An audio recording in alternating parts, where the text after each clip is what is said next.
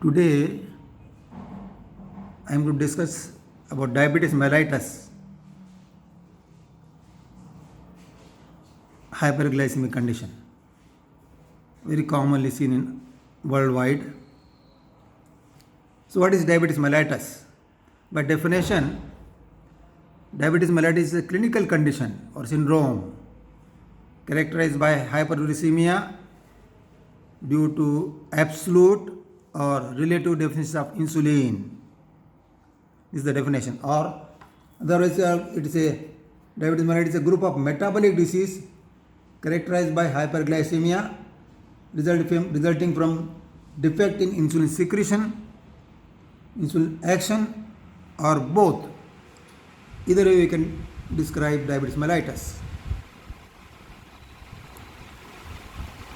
Lack of insulin affects the metabolism of carbohydrate, protein, and fat, and can cause a significant disturbance of water and electrolyte homeostasis. Death may result from acute metabolic decompensation, while long-standing metabolic derangement is associated with functional and structural changes in the cells of body. These changes lead to clinical complications of diabetes mellitus, which mostly affect eyes, kidneys, nervous system, even every part of the body.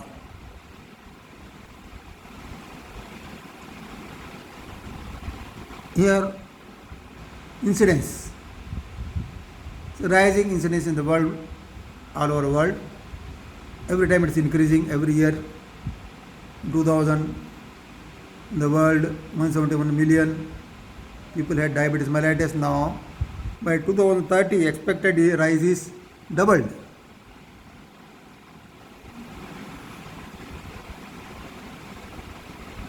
This global pandemic principally involves type 2 diabetes mellitus. This is chiefly due to greater lifespan, people are living for a long period, obesity, unsatisfactory diet, and a sedentary lifestyle, increased urbanization. Prevalence of diabetes mellitus differs in the world mainly due to genetic and environmental factors. For example, in Britain, it is around 2 to 3% population, whereas South Asian, our subcontinent, is around 12%. In India, if you divide urban population compared to rural population it is percentage is less than 3%, whereas urban is very high. More so in South India, 12 to 20% of population are affected. North India 4.7%. India has nearly now 70 million diabetes patient, and the pre-diabetes, early diabetes, they are more than that. So this is so vast, complicated, major social health problem India has to face or world has to face. Now we will talk about classification of diabetes mellitus. The classification is the etiological classification based on the cause. Type 1 diabetes mellitus, in olden days it was called juvenile onset diabetes. Type 2 diabetes mellitus is the most commonest type. 90% of the world population suffer from this. Third category is other specific types. Fourth one is gestational diabetes mellitus or GDM. Type 1 diabetes mellitus, here total beta cell destruction occurs. Beta cells situated in the pancreas, they are destroyed where from the insulin is secreted. leading to absolute insulin deficiency. And the distraction may be mediated by immune mediated more than 90% or idiopathic where the cause is not known. Type 2 diabetes mellitus, most common type. Here, adult onset diabetes, otherwise it is called, may range from predominantly insulin resistance. Insulin is there but is not working, with a relative insulin deficiency. So a predominantly secret defect with insulin resistance. Other types, specific types are so many. Genetic defects of beta cell function, MODY1, MODY2, 3, mitochondrial DNA, or genetic defects. They are not rare. Some instances is there in India. Genetic defects in insulin action, type A insulin resistance, leprechaunism, Lapsson-Mendenhall syndrome, disease of exocrine pancreas. All these of pancreas damage, like chronic pancreatitis or pancreatopathy, trauma pancreas, neoplasma, fibrocalculus pancreatopathy, all can cause insulin deficit diabetes. Endocrinopathies as a cause, almost all endocrine disorders. They have anti-insulin effect, rising the blood sugar. Acromegaly, Cushing syndrome, glucagonoma, euchromocytoma, hyperthyroidism. So many. Drug-induced. Steroids for long periods suppose given, pentamidine, digoxide, thiazide, nicotinic acid, thyroid hormone, beta-adrenergic agonist, Dilantin, anti-epileptic drug, infections like rubella, mumps, CMV, other viruses, uncommon forms, immune-mediated diabetes, Tipman syndrome, other genetic syndromes are sometimes associated with diabetes mellitus, Down syndrome, Klippel syndrome, and so on.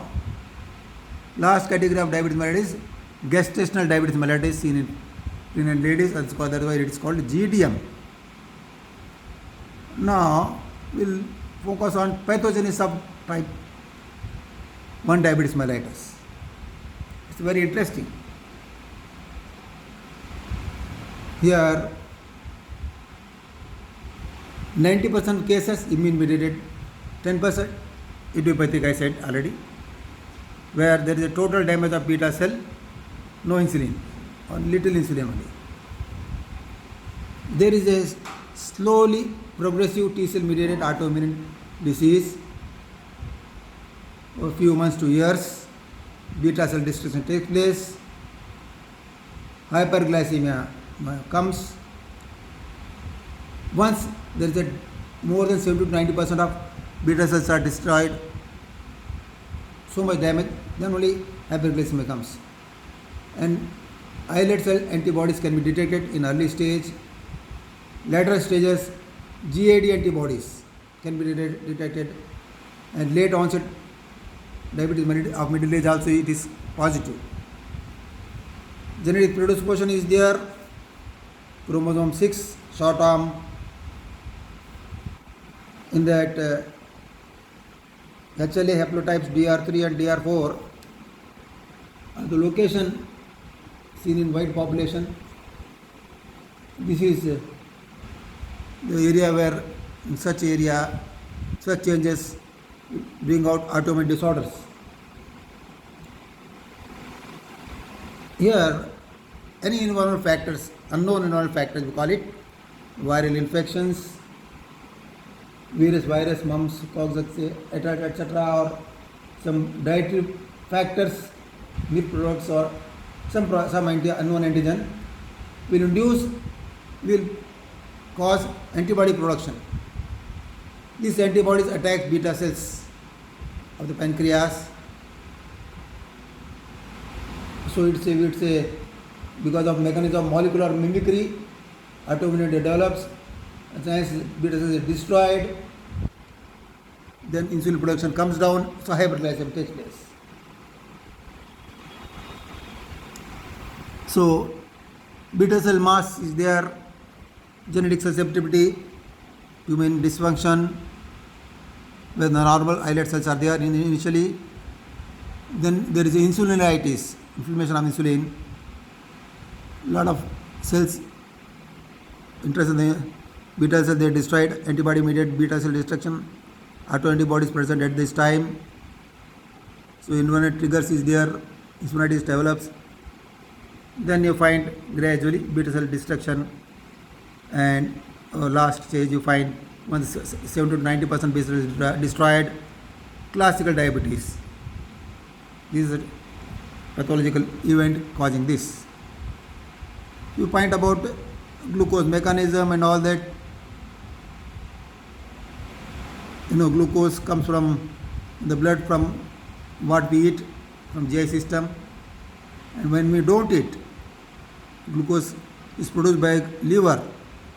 So our normal blood sugar is maintained, which is fasting is 70 milligram deciliter to 140 milligram random. So this range is very much maintained by insulin. The basic thing. So insulin, is a anabolic hormone which causes gluconeogenesis and promotes glycogen synthesis and storage in liver. It promotes the peripheral uptake of glucose in skeletal muscles, encourages storage of muscle glycogen and protein synthesis. So it's an anabolic hormone. It suppresses lipolysis. It promotes lipogenesis, formation of fat. So protein is protein synthesis is promoted, lipogenesis is promoted, gluconeogenesis is promoted. So it's an anabolic hormone. So once insulin is not there, all this metabolism is affected, and lot of catabolic effect can cause so many things, causing hyperglycemia and other things. Now it's about islet cell, showing islet cells in the pancreas.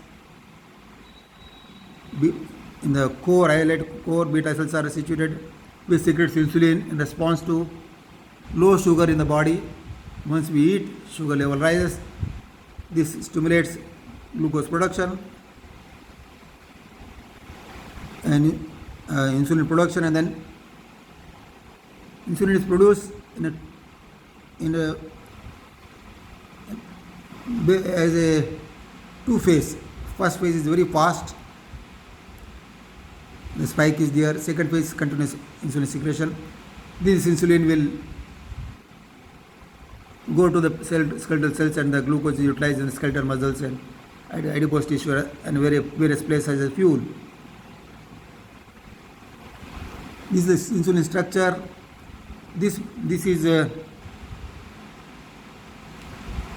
pre-insulin in this shape. Insulin has got two chains. So this is cleaved off in the beta cells. C peptide comes and the insulin active form comes, enters in the circulation, carries its effect. Now lack of insulin. Now imagine there is no insulin, like in type 1 diabetes, beta cells destroyed, no insulin. What is happening? One way is there is a increased catabolism, decrease anabolism, in place of then once the insulin is not there, there is increased secretion of glucagon, cortisol, growth hormone, catecholamines. They all cause hyperglycemia. Let us imagine there is increased catabolism.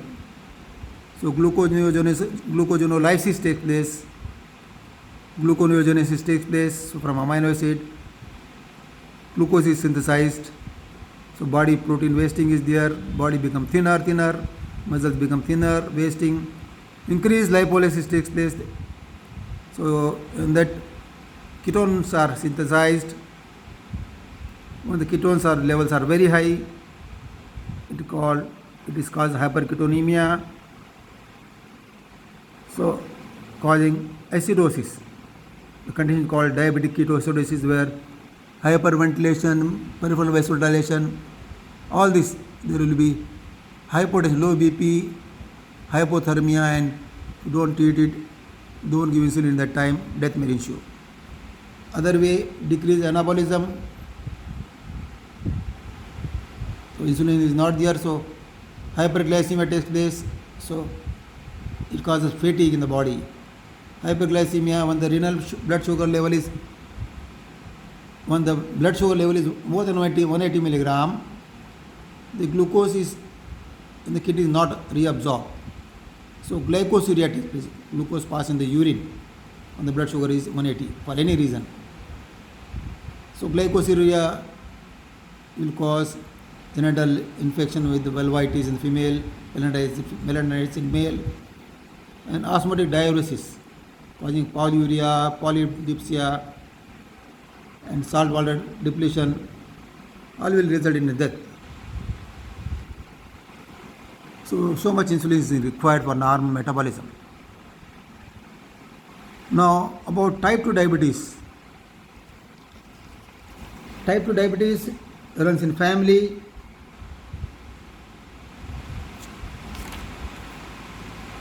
What is interesting is there is sufficient insulin in the body initially, but patient have insulin resistance. It's very important. Increasing insulin resistance is aggravated in time by additional enhancers of insulin resistance such as aging, sedentary lifestyle, and abdominal visceral obesity. For a period of time, there is a deficiency in the response of beta cells to glucose. We call it as impaired, inappropriate insulin secretions. All this causes hyperglycemia and glucotoxicity takes place, and you find overt high sugar, overt diabetes will come when you are going to treat with the oral diabetic medicines or insulin. This is the pathogenesis. Now,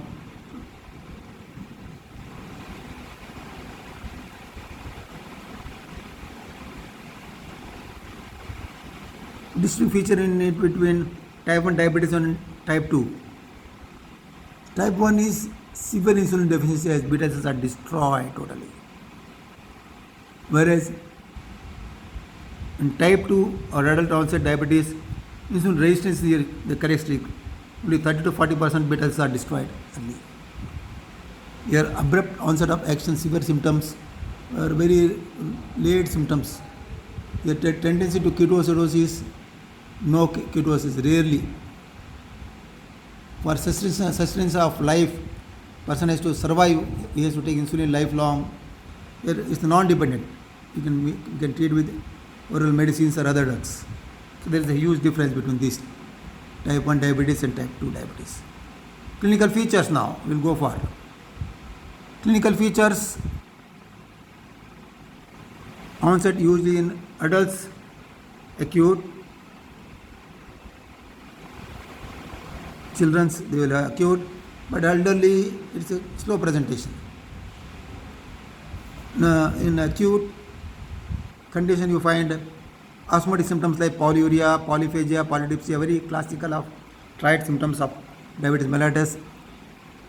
Weight loss, weakness, lassitude, So once the sugar passes in the urine, so females develop pruritus vulvae because of candidal infection.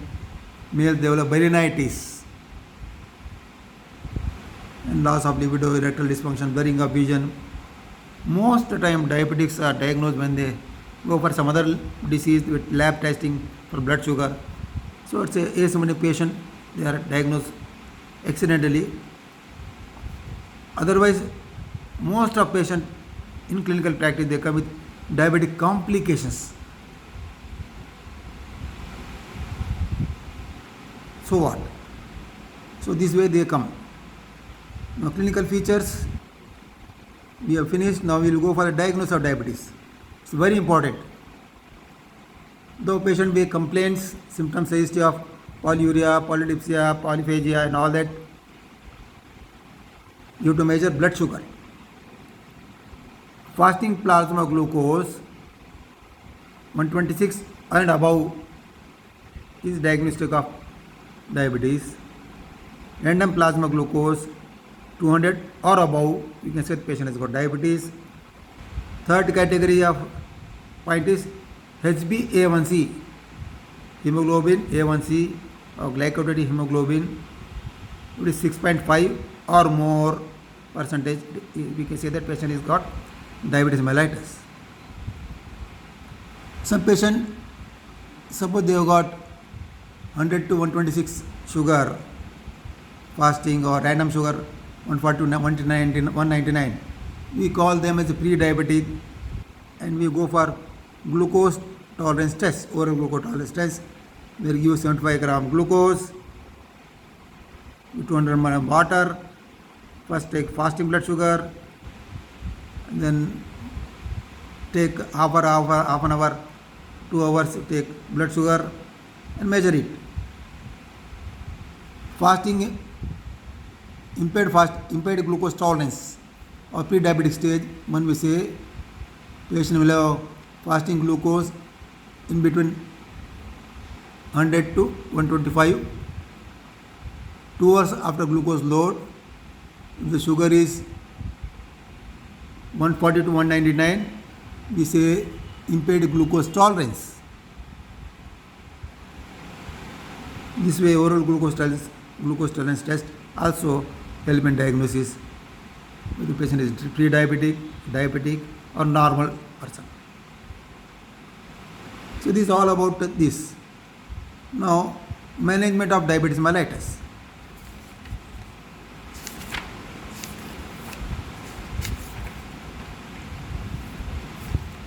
Before that, we can go for the investigations.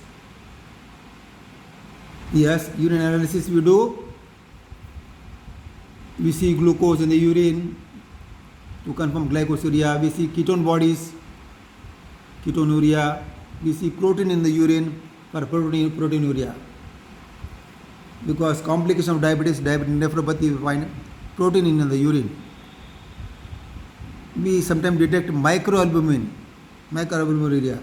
When the albumin level is in the urine is 30 to 300 milligram per liter, we say microalbuminuria. So urine examination is very important. Of course, blood glucose we carry out normal ranges 70 milligram to 140 milligram is normal blood sugar, fasting, random, whatever it may be. I was talking about HbA1c, glycosylated hemoglobin. It's a very important test. For 3 months, what is happening in the blood sugar, it gives the average rate, average glycemic control over a period of around 3 months. So this is a new method. If it is more than 6.5% or more, we say the patient has got diabetes. If more than 7%, 8% is a poorly controlled diabetes. We also do in diabetes lipid profile test to know other risk factors harming heart and kidney or other system, like that. Now, purely management of diabetes mellitus. Management, we go for non-pharmacological management and pharmacological management. Non-pharmacological management is must for all cases. That includes diet and lifestyle advice alone. Many number of patients they improve with this. This is the first step in the treatment. Second is pharmacological management. We have to give drugs, oral hypoglycemic drugs, and parentally we give insulin. So type of treatment is determined by adequacy of residual beta cell function. Diet, what is the aim? To control his weight, and he should take nutritional diet. Carbohydrate should be around 45 to 60%. Fat should be around 30 to 35%, where polyunsaturated fat should be there. Avoid saturated fatty acid. Food contain food. Protein should be 10 to 50% of the diet. Do not exceed 1 gram per kg body weight. This is the way we decide. And depending on the person's work, what does it does? Is heavy worker, light worker, or sedentary lifestyle like clerical life, they have to give calories per kg body weight. We have to decide. For lean person, we give more food. For obese person, we reduce the food. For obese person, we give 25 calories per kg body weight per day. But he is performing heavy manual work, give 35 calories per kg body weight. So it's like that. We will calculate the food amount plus high fibers in the diet. Increased consumption of dietary fiber is very good. Soluble fibers such as peanuts, gums, etc. are very good. We have to reduce the sodium, alcohol. What the foods we should avoid in diabetes? We have to avoid high glucose containing food like sugar, jaggery, jam, ice cream, etc. And we can give vegetables plenty, all vegetables, cabbage, cauliflower, etc. Only potato we try to avoid. Like that. Non-veg is okay, no problem with the non-veg. So rice, we have to limit the rice. Instead of that, they can take in the cereals, wheat, other wheat, pulses, and all that we can be allowed. Second point is exercise. Exercise is very, very important. Diet and lifestyle. Every day 40 minutes to 50 minutes per day. Aerobic exercise is preferred. That means brisk walking, running, swimming, cycling is very useful. So this will improve so many things in the body. Cardiac performance improves, lipid levels comes down, glucose levels are very much controlled, weight is controlled. They should be the must advice to the patient. Now coming to the drugs now. We talk about pharmacology means of controlling diabetes mellitus. Drugs, the list is oral hypoglycemic drugs. Second is parenteral drugs is insulin. So we got so many oral hypoglycemic agents or anti-diabetic drugs, oral anti-diabetic drugs. The headlines are in that categories, and this is very important categories. Insulin secretagogues. Second is insulin sensitizers. Third category is drug modulating gyrations. Fourth category is incretin mimetic drugs, the DPP4 inhibitors, GLP analogs. Other categories SGLT2 inhibitors. There are newer drugs added now. The drugs depend upon endogenous insulin, therefore no role in type 1 diabetes mellitus. The drug of choice only is insulin. We will take up sulfonylurea and other drugs. In brief, sulfonylurea is an insulin secretagogue. They act through a sulfonylurea receptor which is linked to a potassium channel on the beta cell surface. Potassium transport triggers insulin secretions. This way it works. Lot of drugs are there in this category. Older drugs, first generation chlorpheniramine, tolbutamide is no more given because of their side effect. Second generation drugs of sulfonylureas are glibenclamide, glipizide. They are still in use.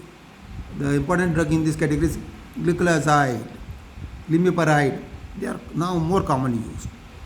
Long-acting drugs, very safe drugs, least side effects. So these are the oral sulfonylureas. Now we talk about insulin sensitizers. All cases we give because type 2 diabetes mellitus there insulin is there, but the resistance is there. So this causes what? In this category, biguanides, metformin is very commonly available drug worldwide, very commonly used. What is the mechanism of action of this biguanide or insulin sensitizer, metformin? Here, insulin sensitivity and increases, peripheral glucose uptake are increased, perhaps through activation of a CMP regulated kinase in the muscles. Third way of its action is it decreases glucose absorption by GIT system. Fourth way it works is inhibits hepatic gluconeogenesis. This is the mechanism of action. It rarely causes hypoglycemia. Wonderful drug. 500 mg to 2500 mg divided dose we give after meals. One or two side effects are it can cause some amount of gastritis or metallic taste, anorexia, like that. Very simple side effects. All obese diabetes type 1, type 2 should be given, should be tried. Other insulin sensitizer is glitazones, thiazolidinodiodones or glitazones.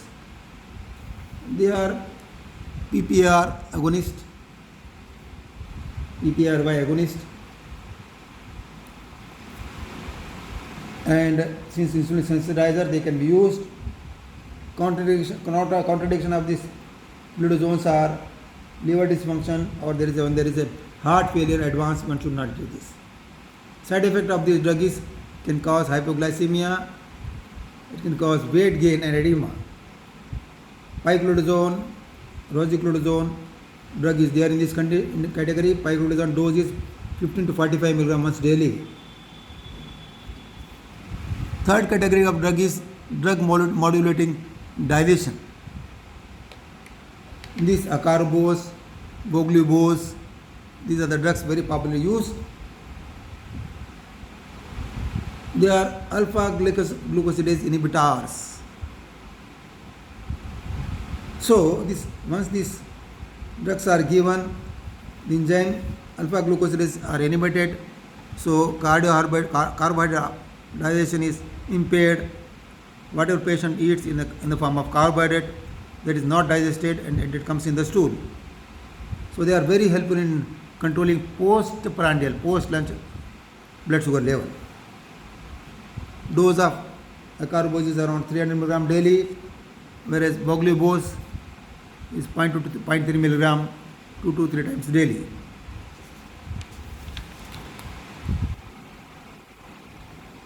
Other drugs we go for is DPP4 inhibitors, incretin analogs, SGLT2 inhibitors. They are relatively new drugs. They are very exciting drugs. This incretin-mimetic drug, DPP4 inhibitor,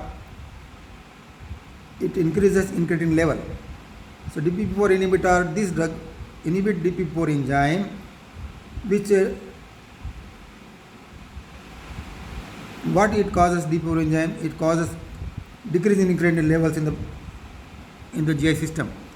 What is incretin? Incretin is a type of natural hormone, a chemical secreted by GI system. It stimulates insulin release and helps in controlling hyperglycemia. It suppresses this incretin suppress glucagon secretions, so very useful in diabetes mellitus. This incretin is destroyed by this enzyme. So these drugs in this categories are DPP-4 inhibitors. Example is vildagliptin, sildagliptin, teneligliptin, linagliptin. They are very good drug. They do not cause any side effect like hypoglycemia, no weight gain, very safe in cardiac patient. Sometimes they can cause angioedema or sometimes peripheral edema, rarely hepatitis. In this category, incretin drug, GLP-1 analog is available in injection form. Injection liraglutide is to be given injection form, rarely used because of cost. New drug which has come also is SGL2 inhibitor. All these are oral hypoglycemic drugs. SGLT2 inhibitor, the full name is sodium glucose cotransporter 2 inhibitors. They are newer drugs. The mechanism of action is it decreases renal glucose reabsorption, causing glycosuria. So, when the renal threshold is high, around 180 or more, glucose enters in the urine. So, here it acts. It decreases the renal glucose reabsorption, causing glycosuria. So, by causing increased glycosuria, it controls the diabetes, hyperglycemia. So, benefit is no hypoglycemia, weight loss, control blood pressure. Only side effect of this drug is SGL2 inhibitors are in cause increased urination, because glucose is there in the urine, it can cause UTI, like that. Contraindication of this type 1 diabetes should never give, or any complication this drug should not be given. Drugs in these categories are empagliflozin, 10 to 25 milligram, and lot of new drugs also have come in the market. These are the drugs. Now next drug here is insulin. What about insulin? Here insulin is a drug which is there in the body naturally. Body synthesizes insulin to control glucose level, to control the glucose metabolism. Since the body is not producing this, we have to give from outside exogenous insulin, we call it. So here there are insulin. I already mentioned how it acts. Here insulin, there are various types available, preparations available in the market. Rapid acting insulin, insulin analog, Lispro, aspart, glucose, they act very fast. Onset of action is very fast. Short acting soluble insulin, that is intermediate acting NPH or lent insulin, long acting insulin, ultra lenti, long acting insulin analogs, large in retrimer. So duration of action, short acting, rapid acting, they are different. Long acting is 18 to 24 hours per day, single dose is sufficient. Short acting requires every 6th hourly. So this is the type of insulin. And once we give insulin, you can give insulin a 2-3 method. Basal insulin, the long acting insulin. We have to give short acting insulin as per the meals. 3 meals, 3 injections, short acting. Or we can pre-mix insulin can give. Where intermediate acting insulin with short acting insulin, we combine 30% this, 70% that. Morning, evening we can give before meals. There are various ways, single dose injection or twice daily injection or multiple injection are given. Now complication of insulin is dose is little high, can cause hypoglycemia. Since it's an anabolic hormone, increases weight gain, sometimes peripheral edema. Insulin antibodies are sometimes synthesized once you use animal type of insulin. Now we are using human insulins. So allergy is very rare. Lipodystrophy at injection sites is common.